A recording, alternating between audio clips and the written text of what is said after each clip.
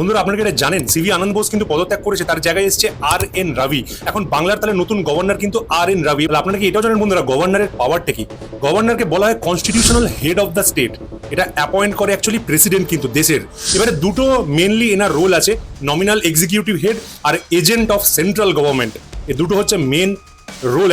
তারপরে বন্ধুরা অনেকগুলো এনার পাওয়ার আছে, এক্সিকিউটিভ পাওয়ার আছে, ইনফরমেশনাল রাইটস আছে এনার কাছে, কনস্টিটিউশনাল এমার্জেন্সির জন্য কিছুটা পাওয়ার আছে, লেজিসলেটিভ পাওয়ার আছে বন্ধুরা, তারপরে ফাইন্যান্সিয়াল অ্যান্ড জুডিশিয়াল পাওয়ারগুলো আছে।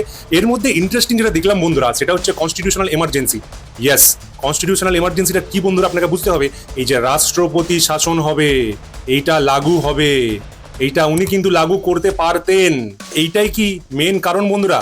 এটা নিয়ে কেউ ডিসকাস করছে না। কনস্টিটিউশনাল যে পাওয়ারসটা, কনস্টিটিউশনাল যে ইমার্জেন্সির সময় রাজ্যপালই কিন্তু বলবে অ্যাকচুয়ালি যে এখানে প্রেসিডেন্ট রুল লাগু করা দরকার স্টেটের পরিস্থিতি দেখে। তাহলে এই জন্যই কি ওনাকে পাল্টানো হলো?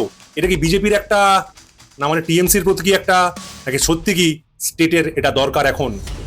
আপনাদের মতামত অবশ্যই জানাবেন বন্ধুরা।